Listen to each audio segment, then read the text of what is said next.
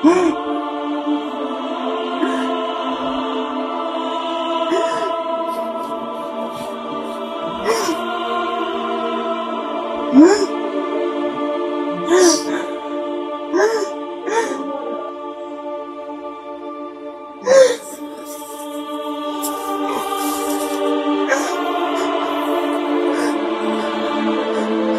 nila ginagawa sa atin to? Tanggapin na lang natin ang katotohanan sapagkat wala tayong magagawa, Padre, sa mga yan.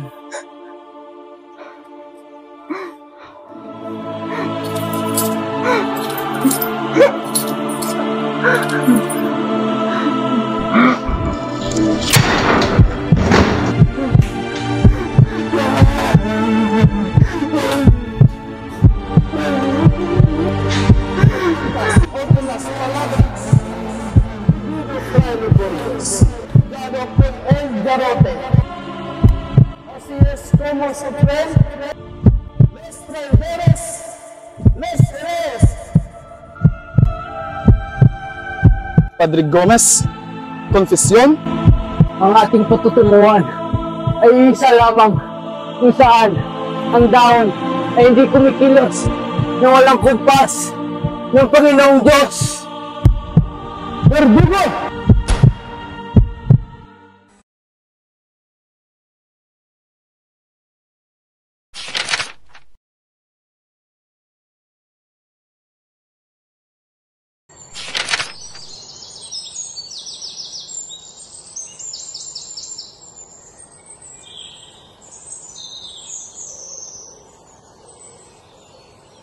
Ibarra, dapat tayong magpatuloy ng may pag-iingat.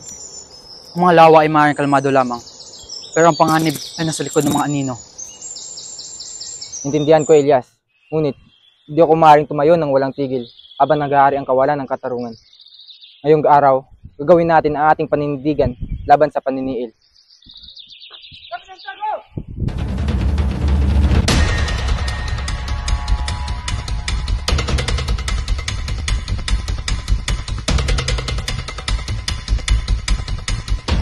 Elias! Ibarra! Sumuko na kayo! Humingi ako ng hustisya, Kapitan Tiago, at hindi ako magpapahinga hanggat hindi ito inihain sa akin. Kaya Ibarra! Nangahas ka bang hamunin ako? Magbabayad ka ng mahal sa kamastusan mo!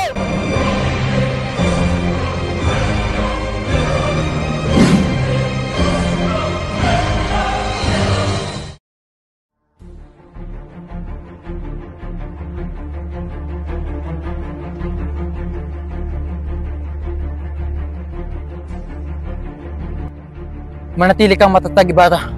Malalagpasan natin to na magkasama. Di tayo tatahimik, Elias. Katarungan ay mangingibabaw.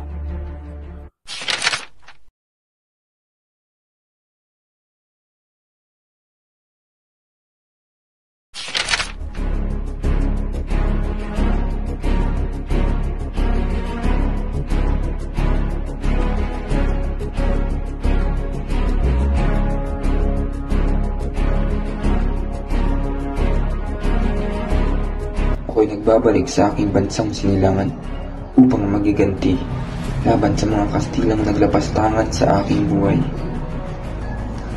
Ako si Crisostomo Ibarra, nakilala na ngayon bilang si Simon. Ako po si Basilio, isang simpleng mamamayan ng bayan.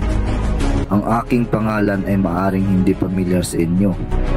Ngunit ako'y may hangaring maglingkod at magbigay ng mga boses sa mga taong walang boses.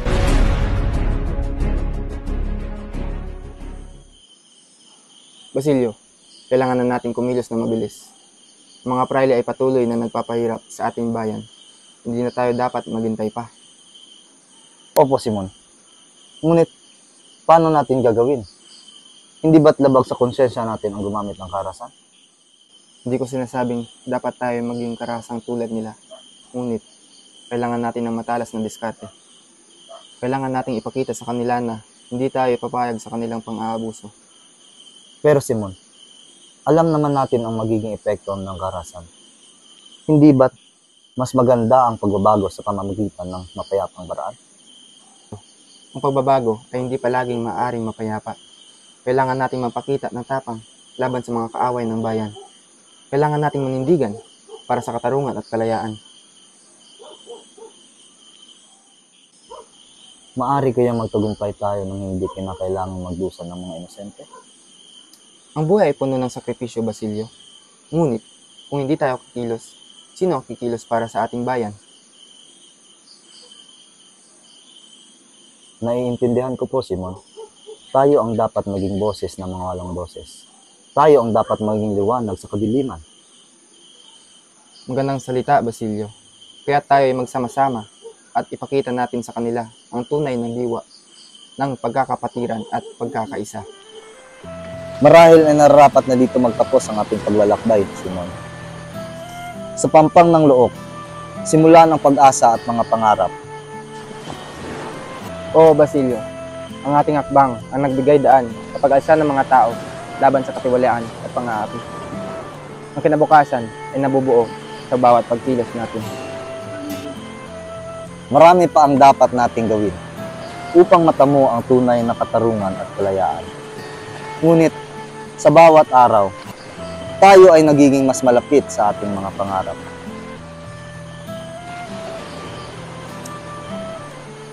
Sa tuwing tayo nandito, alalahanin natin ang mga nagsakripisyo at lumaban bago tayo. Ang kanilang mga pagsisikap ang nagbigay daan sa kasalukuyang pagkakataon.